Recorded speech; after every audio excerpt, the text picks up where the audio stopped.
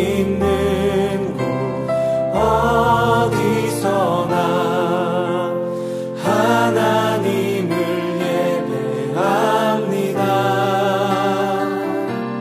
내 영혼 거룩한 은혜를 향하여 내 마음 완전한 하나님 향하여 이곳에서 바로 이 시간 하나님을 예배합니다.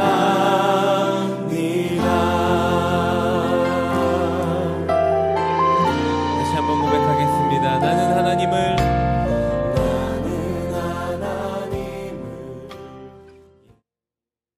인내송으로 완전하신 나의 주 찬양합니다.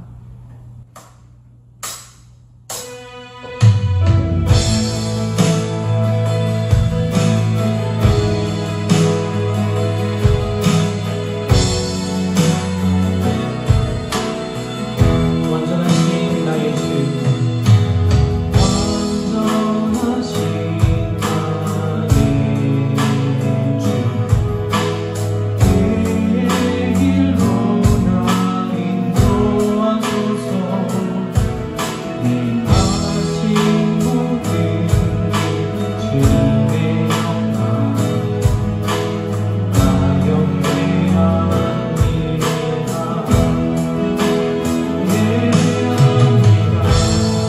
예배합니다. 찬양합니다. 주님만 날 다스리소서.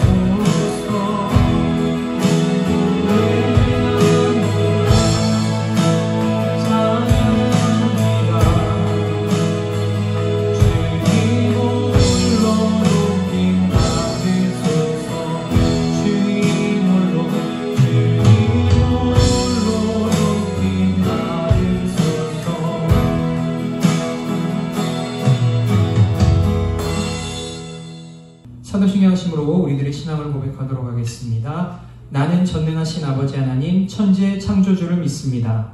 나는 그의 유일하신 아들 우리 주 예수 그리스도를 믿습니다.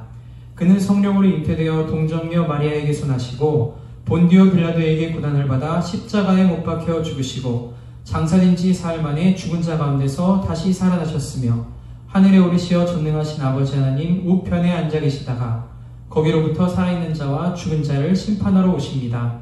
나는 성령을 믿으며 거룩한 공교회와 성도의 교제와 죄를 용서받는 것과 몸의 부활과 영생을 믿습니다.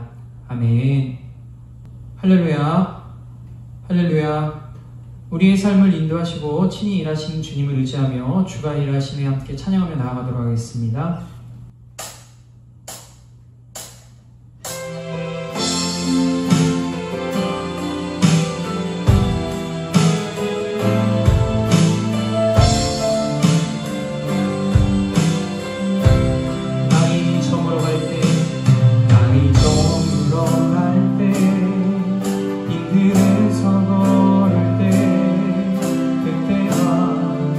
하나님의 때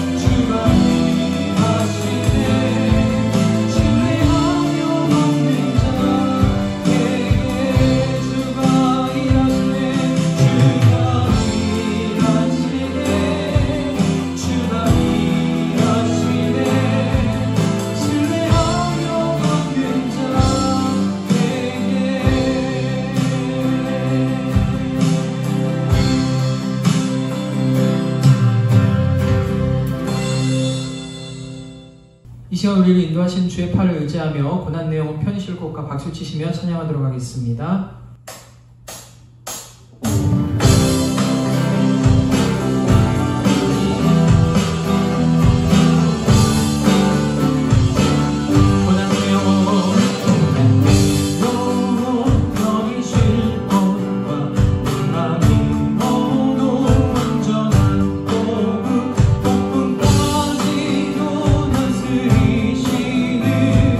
주의 영원한 팔 의지해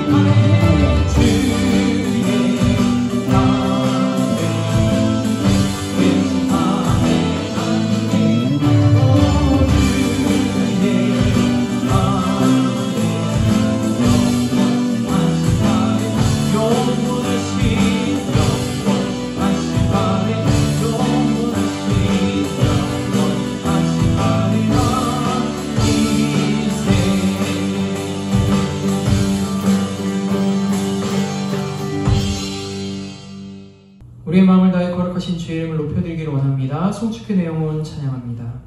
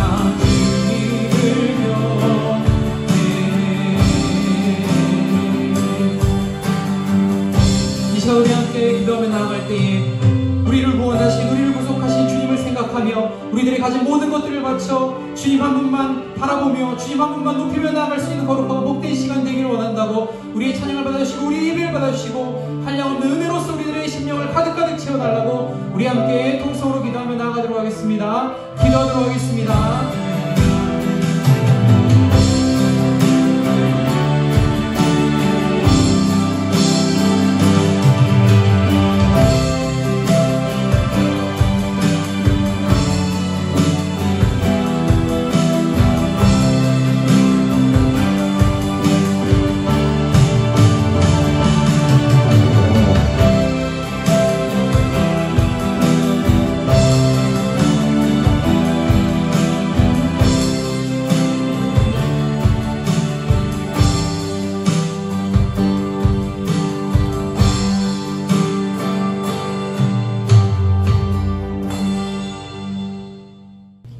우리의 영원한 목자 되신 주님 앞에 9월의 마지막 주일, 또 추석을 앞둔 주일 가정에서, 삶의 터전에서 하나님께 경배와 예배를 드립니다.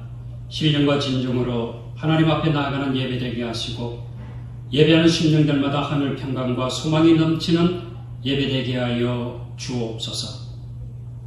내가 곧 길이요 진리요 생명이니 나로 말미암지 않고는 아버지께로 올 자가 없느니라 말씀하신 주님, 오늘도 주님을 통하여 하나님 앞에 나아가오니 천국의 소망이 심령들마다, 가정마다, 행하는 모든 삶마다 풍성케 하여 주옵소서.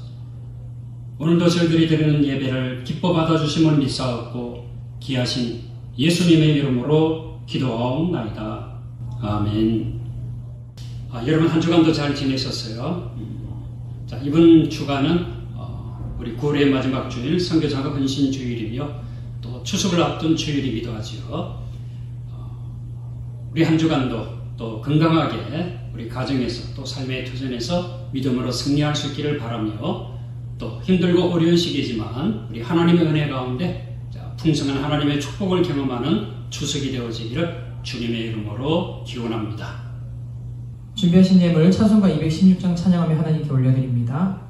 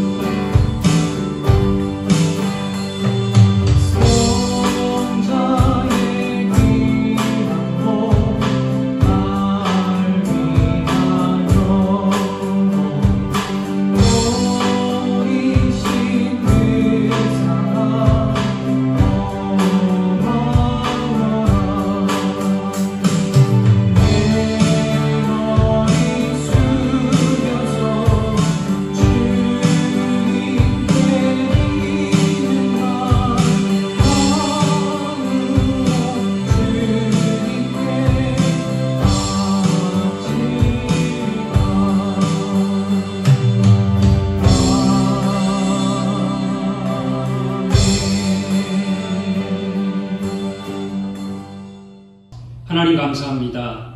예배를 드리면서 준비하여 드리는 이 예물을 하나님 기뻐 받아 주옵소서.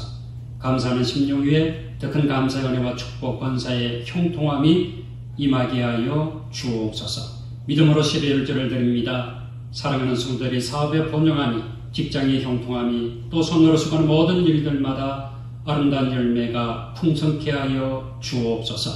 약속의 땅의 헌금, 또 주일헌금, 오늘은 특별히 선교장학 헌신주일로 하나님 앞에 귀한 예물을 올려드리오니 기뻐 받으시며, 써여지는 곳곳마다 아름다운 열매가 풍성하여 하나님께 영광 되게 하여 주옵소서. 몸된 교회를 통해서 죽어가는 심령들이 구원함을 받게 하시고, 이 민족과 또 이 지역이 또 온 세계 열방이 하나님의 은혜와 복을 누릴 수 있도록 몸된 교회를 사용하여 주옵소서. 이 세상을 섬기는 교회, 또 민족의 빛과 소금이 되어지는 교회, 이 지역을 돌볼 수 있는 교회가 되어줄 수 있도록 축복해 주옵소서. 이 예물 속에는 우리 사랑하는 성도들의 기도 제목이 담겨 있습니다. 또 한 달, 한 주간 동안 수고하고 애쓴 삶의 모습이 담겨 있습니다. 하나님, 우리의 삶을 기뻐 받으시고 힘들고 어려움을 당한 자마다 하나님의 도우심과 위로하심과 격려하심이 함께하여 주옵소서. 좋은 일을 위하여 하나님 앞에 감사의 찬양을 올려드립니다. 더 좋은 일들이 많이 나타날 수 있도록 축복해 주시옵소서. 추석 연휴를 맞이합니다. 건강하게 하시고 코로나 시기 속에 가정에서 가까운 곳에서 또 하나님의 사랑을 함께 나눌 수 있는 가족들이 되게 하여 주옵소서. 모든 예물을 주님 기뻐 받아주심을 믿사옵고 귀하신 예수님의 이름으로 기도하옵나이다. 아멘. 하나님의 말씀 봉독합니다. 마가복음 6장 1절에서 6절까지 신약성경 62페이지입니다. 마가복음 6장 1절부터 6절까지 봉독합니다.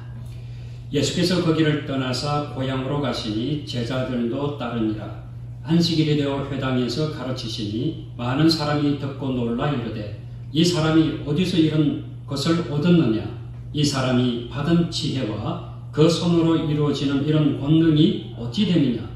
이 사람이 마리아의 아들 목수가 아니냐? 야고보와 요셉과 유다와 시몬의 형제가 아니냐? 그 누이들이 우리와 함께 여기 있지 아니하냐고 예수를 배척한지라. 예수께서 그들에게 이르시되 선지자가 자기 고향과 자기 친척과 자기 집 외에는 존경을 받지 못함이 없느니라 하시며 거기서는 아무 권능도 행하실 수 없어 다만 소수의 병자에게 안수하여 고치실 뿐이었고 그들이 믿지 않음을 이상히 여겨셨더라. 아멘. 9월의 마지막 주일 가정에서 삶의 토전에서 주님의 이름으로 예배를 드리고 있는 사랑하는 양천의 모든 가족들 위해 우리 주님의 은혜와 평강이 함께하기를 축원합니다. 먼저 여러분에게 질문을 하겠습니다. 여러분의 인생의 가장 큰 목표가 무엇입니까? 신앙적으로 생각하시는 분은 이렇게 대답하시는 것입니다. 나의 주님이신 예수 그리스도를 닮아가는 것입니다. 또는 구세주 예수 그리스도를 믿음으로 천국에 가는 것입니다. 또는 예수님을 믿음으로 이 세상에서 행복하게 사는 것입니다. 여러 가지 대답이 있을 수 있습니다. 그러나 공통된 점은 행복이지요. 예수님을 닮아가는 것이 우리의 행복입니다. 예수님을 믿음으로 천국에 가는 것이 우리의 행복입니다. 예수님을 믿음으로 이 세상에서 행복하게 사는 것이 우리의 모두의 바람일 것입니다. 그러면 이 행복은 무엇인가? 라는 물음에 대부분의 사람은 여러 가지 단어로 표현할 것입니다. 그러나 이 모든 것을 한 단어로 표현하면 사랑이지요. 행복은 사랑입니다. 사랑을 표현하는 방법에도 각 나라마다 독특한 방식이 있을 수 있습니다. 부모가 자식에게 베푸는 사랑을 예를 들어 설명해 보겠습니다. 어떤 부모는 이 자식에게 무조건적인 사랑을 베푸는 것이 사랑이라고 생각할 수 있습니다. 어떤 부모는 이 강하게 교육시키는 것이 사랑이라고도 볼 수 있습니다. 또 어떤 부모는 가능하면 이 자식의 뜻을 존중해야 하며 아이의 생각에 제재를 가하지 않는 것이 사랑이라고 생각합니다. 사랑을 표현하는 방법에도 여러 가지가 있을 수 있는 거지요. 유대인 랍비 마비인 토케 여갓은 영원히 살 것처럼 배우고 내일 죽을 것처럼 살아라 라고 하는 책에서 유대인의 부모가 자녀를 어떻게 사랑하는가 이 모습을 소개하고 있습니다. 한번 제가 책에 있는 내용을 그대로 읽어보겠습니다. 유대인은 유대 민족의 전통을 자식에게 물려주기 위해 자신들만의 독특한 교육 방법을 연구했다. 이러한 교육 방법은 자녀가 아주 어렸을 시기부터 시작한다. 그래서 유대인 어머니는 아이를 목욕시키며 다음과 같은 기도문을 외운다. 이 얼굴을 씻어주면서는 하나님, 아이가 항상 하늘의 소망을 바라보며 성장하도록 도와주소서. 또 이렇게 손을 씻어주면서는 하나님, 이 아이의 손은 기도하는 손이요 사랑을 베푸는 손이 되게 하소서. 이 머리를 씻어주면서는 하나님, 아이의 머릿속에 지혜와 지식이 가득 차게 하소서. 이 가슴을 씻어주면서는 하나님, 아이의 가슴에 나라와 민족을 생각하는 마음을 주소서. 이런 기도문을 하면서 아이를 시켜준다고 하는 거지요. 그래서 아이는 이러한 기도문을 듣고 자란다고 합니다. 유대인의 자식 교육은 한마디로 표현하면 바로 사랑이지요. 유대인은 아이가 하기 힘든 일을 부모가 대신하여 주는 일은 있을 수 없다고 합니다. 다만 그 일에 대한 개념을 설명해주고 혼자 할 수 있도록 지켜보는 것이지요. 유대인 부모에게 자식의 삶은 오로지 자신의 인생이라고 생각합니다. 그래서 부모가 대신 살아줄 수 없는 삶으로 여기는 거지요. 그래서 탈무드에는 다음과 같은 교훈이 있습니다. 자식을 낳는 일은 암탉도 할 수 있는 일이다. 하지만 키우는 일은 전혀 다른 일이다. 그렇습니다. 사랑을 표현하고 또 사랑으로 자녀를 키우는 일은 거저 되어지는 일은 결코 아닙니다. 배워야 합니다.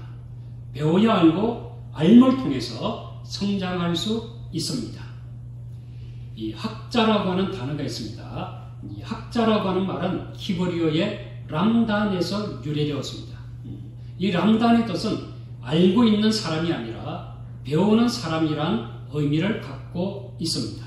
다시 말하면 이 학자, 람단은 방대한 지식을 지니고 있는 사람보다도 배우고 있는 사람이 더 존귀하다는 말입니다. 오늘 저와 여러분이 학자, 람단이 되어지기를 바랍니다. 배우는 사람이 되기를 바랍니다. 무엇을 배워야 합니까? 예수님께서 우리에게 베푸신 사랑을 배워야 합니다. 그리고 그 사랑을 어떻게 표현할 것인가를 배워야 합니다. 엘리 프롬은 사랑의 기술이라고 하는 책에서 사랑도 기술이다 라고 강조합니다. 이 기술이라고 하는 표현은 어떤 의미가 있죠? 기술이라고 하는 이 단어 속에는 배울수록 사랑도 늘어가고 풍성해질 수 있다고 하는 의미를 가지고 있습니다. 인간의 진정한 기쁨은 사랑에 있습니다. 그러나 우리는 기쁨을 갈망하면서도 사랑의 기술에는 무지합니다. 아니, 배우려고 하지 않지요. 이것이 문제입니다. 인간관계에서 늘 상처를 받으면서도 이 인간관계를 풍성케 하는 기술을 배우지 않지요. 그러면서 우리가 늘 하는 말이 있어요. 다 내 마음 같지 않다라고 푸념을 하는 것이요. 자, 이제 우리가 터득해야 할 사랑의 기술을 생각해 보겠습니다. 사랑의 기술 중 하나는 가장 가까운 사람을 사랑하는 기술입니다. 인생의 큰 기쁨도 때론 큰 아픔도 가까운 사람들을 통해 다가옵니다. 우리를 세우는 사람도 우리를 무너뜨리는 사람도 가까운 데 있습니다.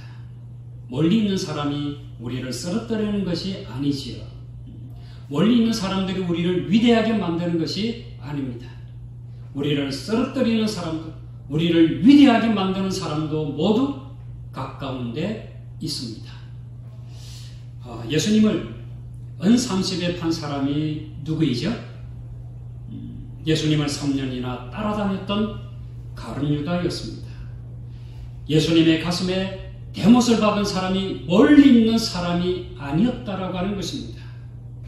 또 있잖아요. 가장 가까이서 주님을 따라다니며 수제자로 자부했던 베드로. 예수님을 3번씩이나 모른다고 부인했지 않습니까? 예수님을 배반하고 예수님을 부인했던 사람들이 멀리 있는 사람이 아니라 가장 가까이 있었던 제자들이었습니다. 멀리 있지 않았습니다. 가까이 있는 사람이 상처를 주었던 것입니다. 인간관계에서 아니 우리의 인생에서 가장 어려운 것은 가까운 사람을 변함없이 사랑하는 것입니다. 어떻게 보면 역설적인 이야기이지요. 누구보다도 사랑하는 사람이요 사랑할 수밖에 없는 사람인데도 우리는 가까운 사람들 때문에 상처를 받습니다.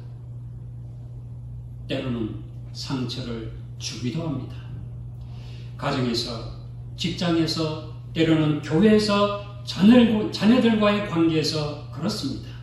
사랑을 주고받지만 아픈 상처도 주고받고 살아갈 수밖에 없는 것이 우리의 인생입니다. 그러나 이와 같은 문제가 있다고 해서 실망할 필요는 없습니다. 엘버트 하버드는 삶에서 아무 문제도 갖고 있지 아니한 사람은 이미 경기에서 죄된 사람이다 라는 말을 남겼습니다. 문제를 안고 살아가는 것이 인생이라고 하는 것이요. 자, 여러분 생각해 보십시오. 문제가 없는 곳이 어디입니까? 딱 한 군데예요. 바로 죽음의 세계, 무덤입니다. 무덤에 가면 문제가 없습니다. 살아있기에 문제를 안고 살아갑니다. 그래서 문제가 있으면 우리는 감사해야 합니다. 왜요? 내가 여전히 살아있기 때문입니다. 우리가 살아있기에 문제를 안고 살아가면서 사랑의 기술을 배워야 합니다. 상처를 주고받는 자가 아니라 상처를 치유하는 자가 되어야 합니다. 그러려면 사랑을 방해하는 장애물들을 극복해야 합니다. 이번 추석은 코로나 시기 속에 맞이하는 추석이지요. 아마도 가족들과 평소보다 더 많은 시간을 같이 보내어야 할 것입니다. 같이 보내는 시간이 많을수록 사랑이 더 풍성해야 하는데 현실은 그렇지 않을 때가 있습니다. 시간이 길어지면 길어질수록 짜증이 나기도 합니다. 혼자 있는 시간이 있으면 좋겠다라고 생각이 들 수도 있습니다. 그렇지만 어떻게 하겠습니까? 코로나가 이렇게 만들었는데 극복해야지. 어떻게 극복할 수 있을까요?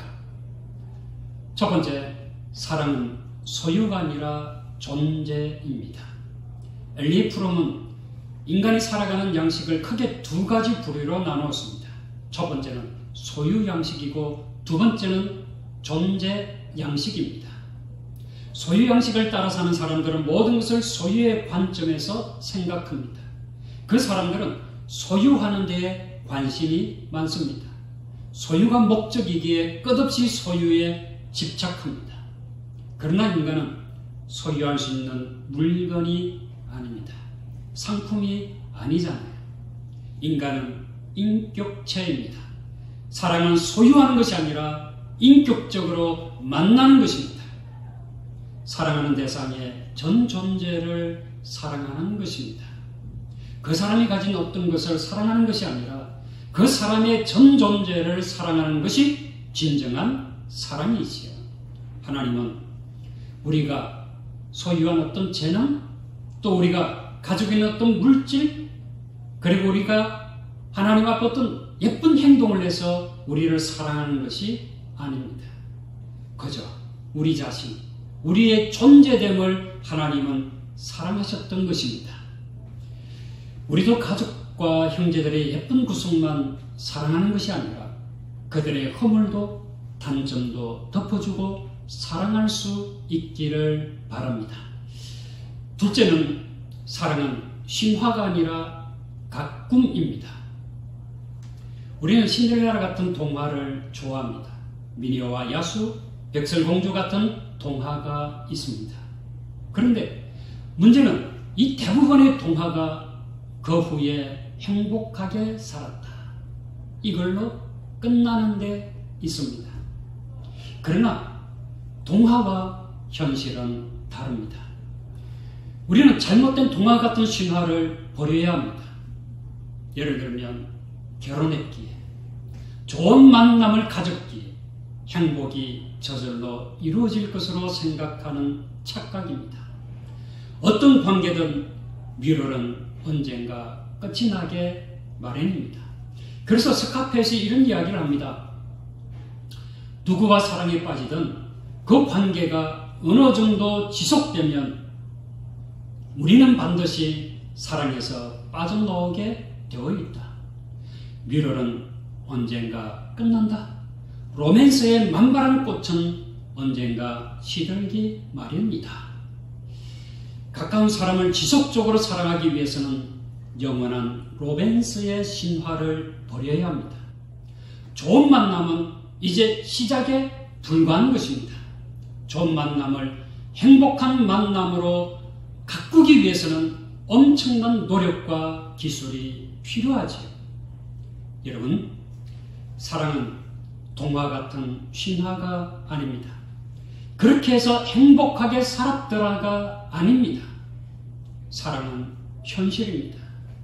엄청난 노력으로 가꾸어야 사랑이 풍성할 수가 있습니다. 가끔으로 추석을 맞이하는 우리 사랑하는 성도 여러분들의 가정마다 하나님의 사랑 또 여러분의 사랑이 풍성하게 꽃피울 수 있기를 바랍니다. 셋째는 사랑은 익숙함이 아니라 친밀함입니다. 사랑의 목표는 친밀함에 있지 익숙함에 있지 않습니다. 우리가 가까이 있는 사람을 사랑하지 못하는 이유는 친밀해지기보다는 익숙하기 때문일지도 모릅니다. 우리는 익숙한 것을 소홀히 여깁니다. 익숙해지면 그 가치를 망각하게 되지요. 그래서 익숙하기에 어떤 때는 좀 함부로 대하기도 합니다. 예수님도 고향에서는 존중을 받지 못하셨습니다. 고향 사람들은 예수님에게 익숙해 있었기 때문입니다. 예수님을 존경하지 않았습니다. 기대감이 없었습니다. 예수님을 믿지 않았을 뿐만 아니라 그들의 마음속에는 멸시하는 마음도 가지고 있었습니다. 그래서 예수님은 고향에서는 소수의 병자를 고치시는 일 외에는 기적을 행하지 아니하셨더라고 오늘 본문에 말씀하고 있습니다.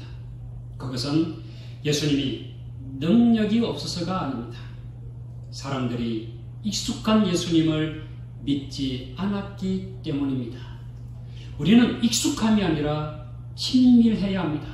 그 사람의 마음까지도 헤아릴 수 있도록 친밀한 교제를 가져야 합니다. 알면 알수록 실망하고 비판하는 관계가 되어서는 안 됩니다. 친밀해질수록 더 이해하고 존중하고 믿어야 합니다. 이런 친밀함이 사랑을 풍성하게 만듭니다. 넷째는 사랑은 조급함이 아니라 기다림입니다. 사랑한다는 것은 무엇보다 오래 참는 것이지요. 여러분, 왜 싸움이 일어나지요? 왜 불안해합니까?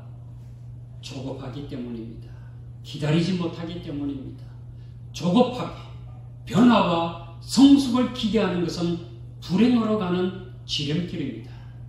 사도 바울은 고린도전서 13장 4절에서 이렇게 말합니다.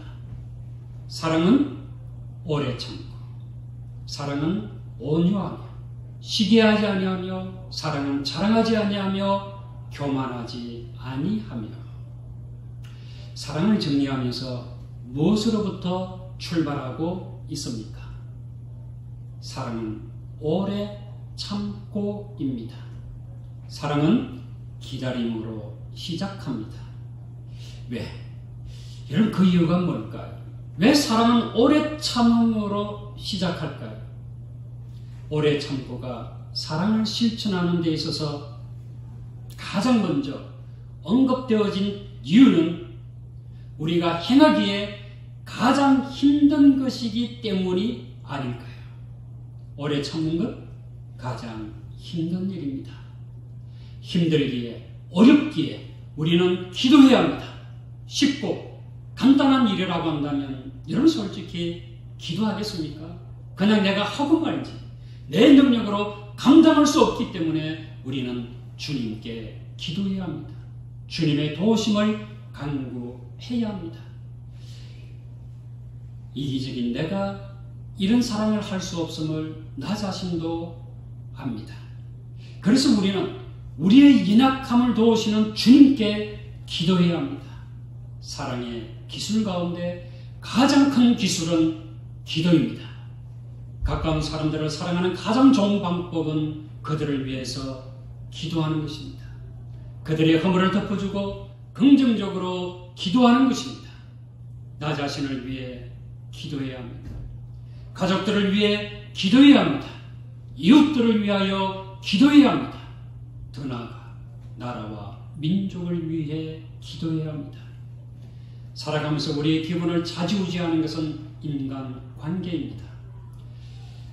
돈을 남부럽지 않게 소유하고 있어도 이 인간관계가 틀어지고 나빠지면 이것은 그 어떤 것으로도 해결할 수가 없습니다. 그래서 나쁜 인간관계는 우리에게 불행을 가져옵니다. 나쁜 인간관계를 좋은 인간관계로 바꾸는 가장 좋은 길은 상대를 위해서 기도하는 것입니다.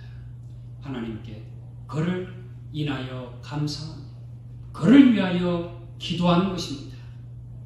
비판하는 대신 그를 위해 중보 기도를 드릴 때, 그리고 허물과 단점을 보일 때도 정죄하지 아니하고 그런 모습까지도 용납하고 사랑할 수 있게 해달라고 기도하는 것입니다.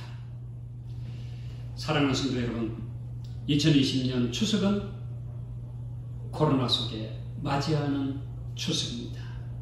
코로나가 더 확산되지 않도록 우리 모두가 방역에 동참해야 합니다. 빨리 코로나 전국을 끝내기 위해서 우리 모두가 희생해야 합니다. 이번 추석 연휴가 끝나고 무슨 교회라는 이름이 등장하지 않기를 기대합니다.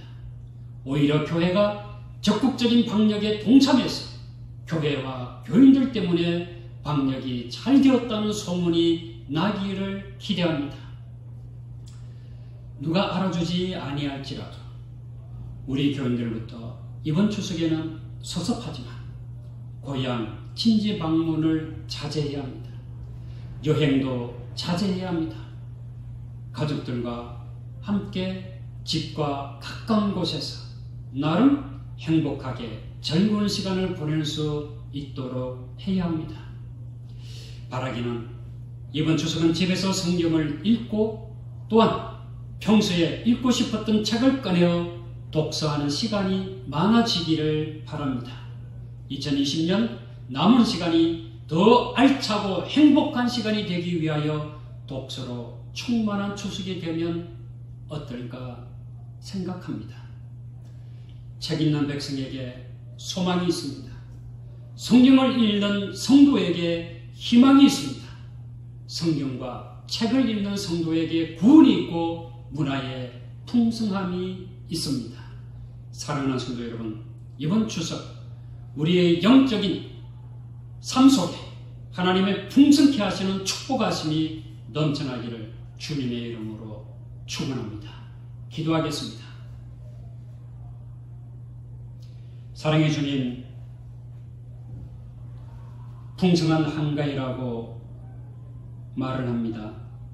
그러나 이번 추석은 코로나 전국 속에 맞이하는 추석이기에 모두가 마음이 무겁고 힘듭니다. 경제적으로 힘듭니다. 또한 인간관계 속에서도 여러 가지 힘든 일을 맞이합니다. 정치적으로도 어려운 위기를 맞이하고 있습니다. 이런 어려움 속에 풍성케 하시는 하나님의 축복하심이 사랑하는 모든 성도들의 가정과 사업과 직장과 삶의 터전, 또 이 민족과 온 세계 열방에 임하게 하여 주옵소서. 하나님, 우리 모두가 주님께서 우리를 사랑하셨듯이 우리 또한 가족들을 사랑하고 이웃들을 사랑하고 성도들을 사랑하고 민족을 사랑하기를 원합니다. 내가 원하는 모습의 사랑이 아니라 주님께서 원하시는 사랑의 모습을 배우게 하시고 주님의 사랑을 배워서 그 사랑을 실천하며 사는 자가 되게 하여 주옵소서. 코로나 때문에 고향과 친지들을 방문하지 못하지만 그들을 위하여 기도하고 멀리 떨어진 가족들을 위하여 기도하는 가운데 영적인 교제가 하나님의 은혜 가운데 이루어질 수 있도록 축복해 주옵소서. 힘들고 어려움을 당하는 모든 이들에게 하나님의 도우심과 위로하심과 축복하심이 넘치는 추석 되게 하여 주옵소서. 예수님의 이름으로 기도하옵나이다. 아멘. 송영 찬송으로 찬송가 288장 찬양합니다.